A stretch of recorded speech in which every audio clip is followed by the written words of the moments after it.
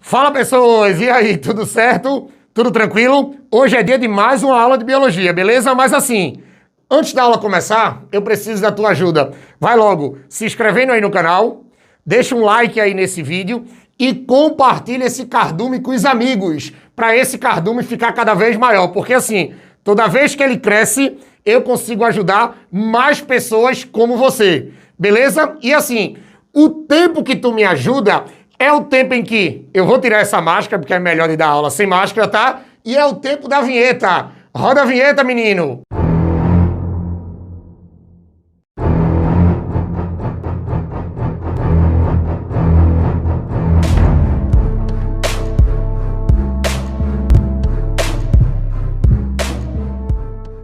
Pronto, pessoas. Agora a gente vai falar sobre citologia, mas assim, não é qualquer coisa da citologia não, tá?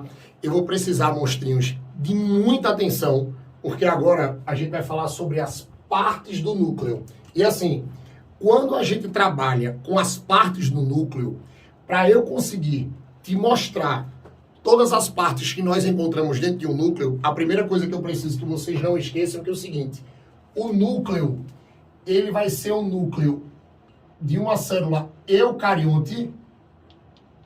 Ó, isso aqui vai ser uma célula eucarionte. E esse núcleo vai ter que ser um núcleo interfásico.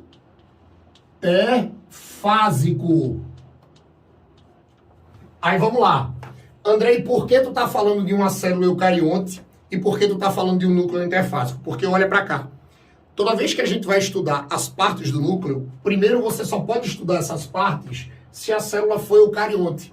Lembrem que eu até já coloquei aulas aqui no canal, e tem aula aqui no canal explicando o que é uma célula eucarionte, mas assim, a danada da célula eucarionte é uma célula que tem um núcleo organizado.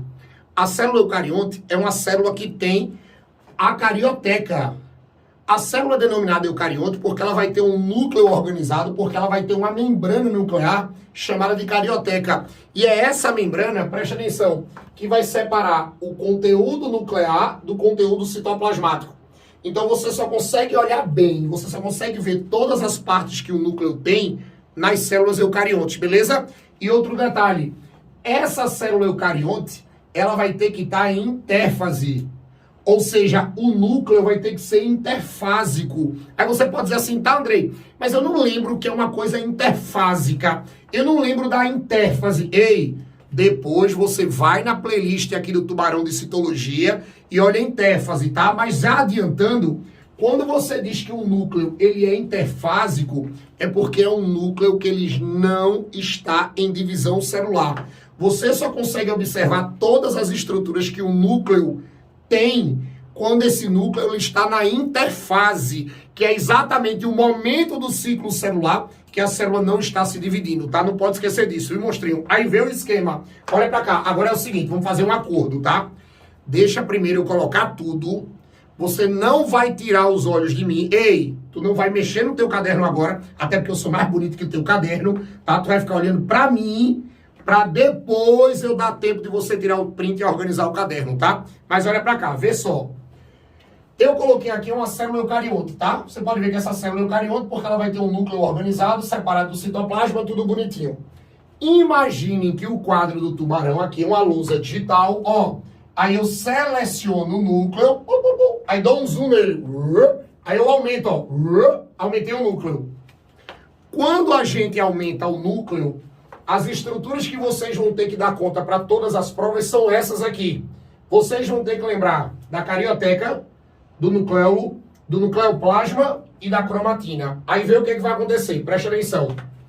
Quando a gente trabalha com a carioteca, eu preciso que vocês não esqueçam que essa carioteca, ela também pode ser chamada de cariomembrana.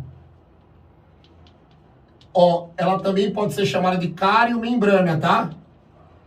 É essa cariotecazinha aqui, é essa membrana nuclear que vai separar o conteúdo do núcleo do conteúdo citoplasmático. Então, ó, a primeira coisa que vocês não podem esquecer de forma nenhuma da carioteca é que a carioteca, ó, isso aqui é a membrana, escuta, tá? Isso aqui é a membrana nuclear. Isso aqui é a membrana nuclear, ou seja, a membrana do núcleo. Segundo detalhe importantíssimo, tá? Ela é formada, presta atenção, vê como é uma coisa. É uma membrana formada por duas membranas. Vê? Ela vai ser formada por duas membranas. Nos desenhozinhos dos livros que vocês têm aí, geralmente num desenho não dá para perceber isso, tá? Só dá quando o tubarão amplia aqui. Presta atenção. Quando você amplia a carioteca, olha para mim. Você vai ter, ó, uma membrana mais externa e uma membrana mais interna. Ou seja, a membrana nuclear chamada de carioteca é formada por duas membranas, ó. Uma membrana mais externa e uma membrana mais interna. E um detalhe, ei, que os concorrentes que assistem os vídeos dos outros não sabem, tá? Olha pra mim, presta atenção. Entre uma membrana e outra, se liga aqui. Entre uma membrana e outra, você vai ter um espaço.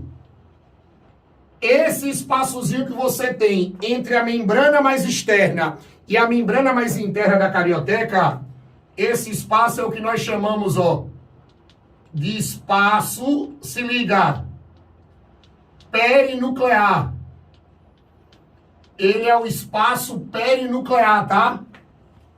O espaço que você tem entre uma membrana e outra da carioteca é chamado de espaço perinuclear. Ainda as pessoas não têm uma definição, ainda não tem uma função específica para esse espaço, mas muita gente diz que esse espaço perinuclear é o início, é o início dos canais do retículo endoplasmático, tá? Então os retículos endoplasmáticos, principalmente o rugoso, que fica ligado ao núcleo, as pessoas dizem que, como o retículo endoplasmático é um sistema de canais, o canal começa exatamente nesse espaço perinuclear. Tem algumas biografias que trazem isso, beleza? E um detalhe importantíssimo, ó. Quando você olha esse desenho aqui que todo mundo mostra, as pessoas pensam que a carioteca é uma coisa contínua, e não é. A carioteca, ó, é uma membrana descontínua. Ela é uma membrana descontínua. Aí você pode dizer assim, André, o que é uma coisa descontínua? Ei, monstrinho, uma coisa descontínua é uma coisa que tem intervalos, ó. Quando eu ampliei, você pode ver que a carioteca, ó, ela é cheia de intervalos. Esses intervalos que nós encontramos na carioteca, eles vão ser chamados de poros. Então vocês podem dizer tranquilamente que a danada da carioteca, ela não é uma membrana contínua, porque ela é cheia de poros. E deixa eu contar um segredo. Tem gente por aí que chama esses poros de anules. Pronto, contei. Tem gente que chama esses poros de anules, tá? E um detalhe. Andrei, qual é a função desses poros? Olhe, quando se trabalhar com esses poros, presta atenção. Lembrem que são esses poros que vocês encontram na carioteca que vão ser responsáveis pela troca de substâncias.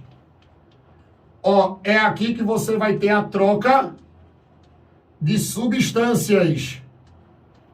Não pode esquecer disso. É aqui que você vai ter a troca de substâncias entre o núcleo e o citoplasma. Olha para cá. É por aqui, ó, que a substância do citoplasma entra no núcleo e é por aqui que a substância do núcleo, ó, vai para o citoplasma. Essa troca de substâncias é feita exatamente por essa regiãozinha da carioteca que a gente chama de poro ou anule. Beleza? Tranquilo? Aí assim, vamos para dentro do núcleo.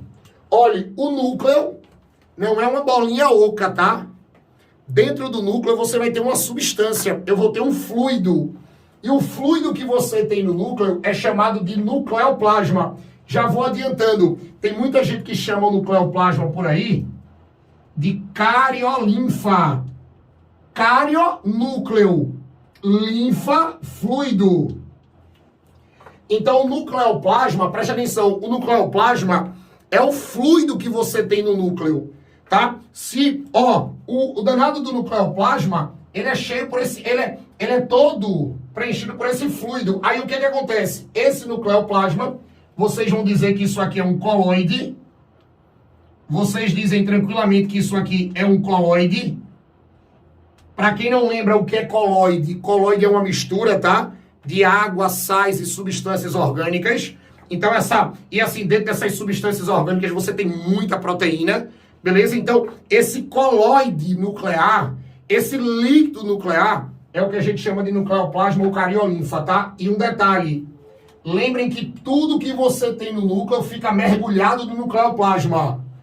Tudo que você tem no núcleo fica mergulhado no nucleoplasma. Aí você pode dizer assim, tá? E o que é que vai ficar mergulhado no nucleoplasma? Os organoides nucleares. E já vou adiantando, o organoide nuclear, ou melhor, a estrutura nuclear mais conhecida de todo mundo é o famoso nucleolo.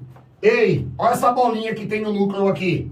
O danado nucleolo. Lembrem que ele tem esse nome nucleolo porque é como se fosse um núcleo pequeno dentro do núcleo, tá? Primeiro detalhe importantíssimo. Ó, essa bolinha é bonitinha, né? Essa bolinha é bonitinha, né? Perfeita, né? Mas sabe o que é que acontece? O nucleolo é uma estrutura amembranar. Ó, o nucleolo é uma estrutura amembranar. Olhe, ele é uma bolinha bonitinha, massa, mas ele não tem membrana. Ele não tem membrana. Então, esse formato esférico, tá? Ele é formado por um acaso. Porque ele não vai ter uma membrana que vai delimitar isso aí não, tá? Ele não vai ter uma membrana que vai delimitar isso aí não. Ele é uma estrutura amembranar. Cuidado com provas por aí, que vocês pegam aquelas questões de analisar as afirmativas, beleza? Cuidado que no meio de uma afirmativa ele vai dizer que o nucleolo tem membrana. Ei, nucleolo não tem membrana não, viu, monstro? Nucleolo não tem membrana não, tá? Aí você pode dizer assim, tá, e esse nucleolo ele vai ser formado de quê? Olhe, esse nucleolo ele vai ser formado de proteínas, presta atenção, de proteínas mais RNAs ribossômicos. Na composição do danado do nucleolo, você vai ter muitas proteínas específicas, tá? Com RNAs ribossomais. Aí você pode dizer, tá, e esses RNAs ribossomais, eles têm esse nome por quê? Porque eles vão fazer o quê no nucleolo? O nucleolo vai fazer o quê? Olhe, não é por acaso não. É por isso que vocês dizem por aí que a principal função do nucleolo, olha pra cá, é a produção das subunidades ribossômicas. Aí você pode dizer assim, André, o que é a subunidade ribossômica? Menino, são as partes do ribossomo. Oxi, então se o nucleolo produz as partes do ribossomo, então significa que ele produz o ribossomo? Claro, monstro. Vocês vão encontrar em algumas provas por aí dizendo que o danado do ribossomo, que é aquela organela citoplasmática que fabrica muita proteína, ela não é produzida no citoplasma, não. Ela é produzida no nucleolo. O nucleolo produz os ribossomos em partes. Lembrem que essas partes são chamadas de subunidades e jogam essas partes no citoplasma. Joga! Aí quando essas partes chegam no citoplasma, essas partes vão se unir e vão começar a sintetizar proteína, ou seja, a fabricar proteína. Então tem muita gente que erra num monte de prova, pensando que o ribossomo é uma organela citoplasmática produzida no citoplasma. Não, viu, monstro? É produzida no nucleolo, cuidado com isso. Beleza? E assim, por último, eu vou ter uma substância intranuclear, ou seja, eu vou ter uma substância dentro do núcleo, tem muita gente que chama de uma região intranuclear, olha pra cá, chamada de cromatina. Vocês vão dizer que a cromatina é uma região do núcleo, é uma região intranuclear, uma substância intranuclear, e essa cromatina aqui, presta atenção, lembrem que ela é formada, aqui, ela vai ser formada, ela é formada pelos DNAs do núcleo, mais as proteínas histonas.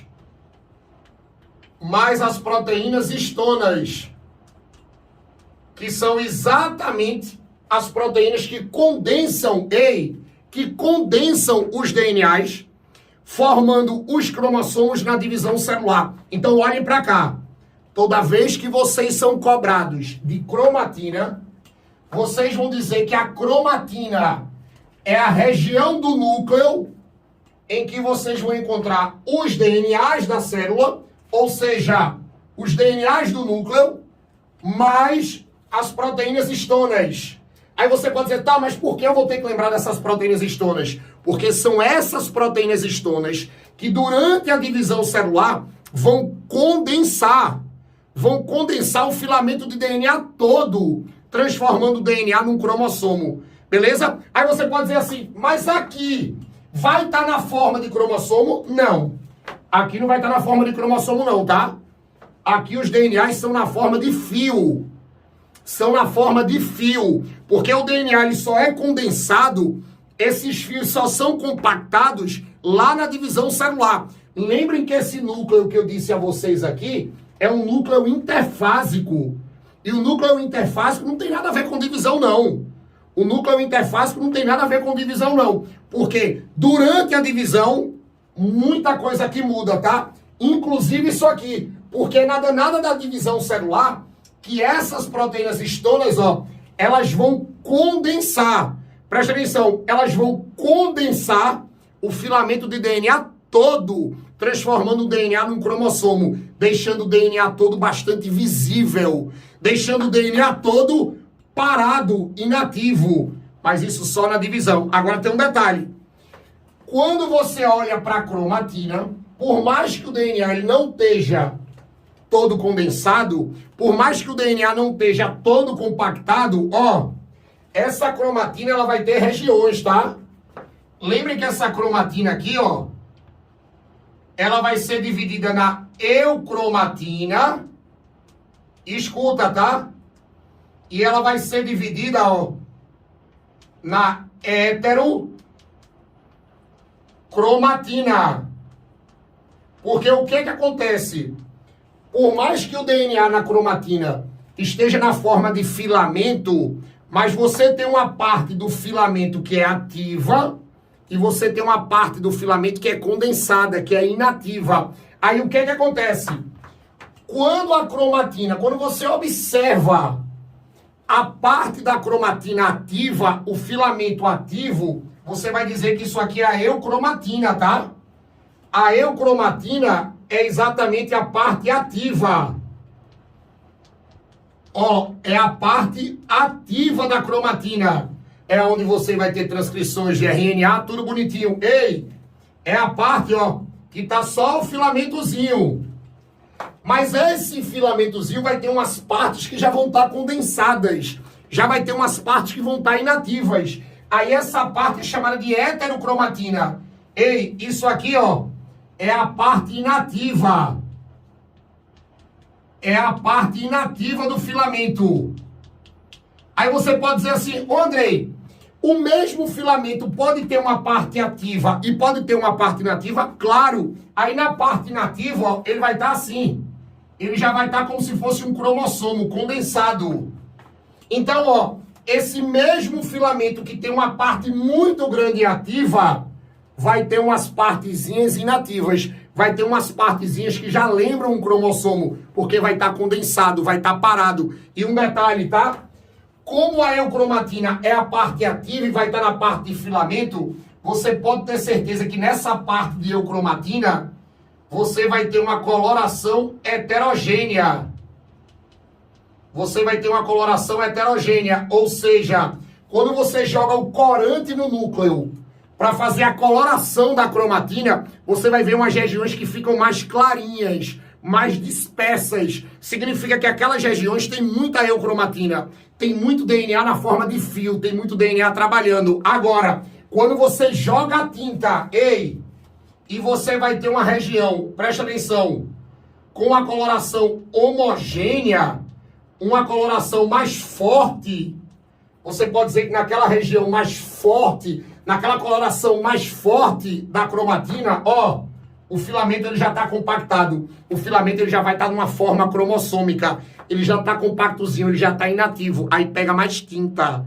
A tinta fica mais forte, fica mais homogênea. beleza? Toma cuidado com isso. Então, sempre que eles fazem essa relação da região do núcleo que você encontra os DNAs, podem ter certeza que essa região é a cromatina, beleza? E assim, com isso, a gente fecha essa aula sobre as partes do núcleo. Eu duvido tu errar questão por aí sobre parte dos núcleos, tá? Agora é tua hora de copiar. Ei, tira print disso aqui.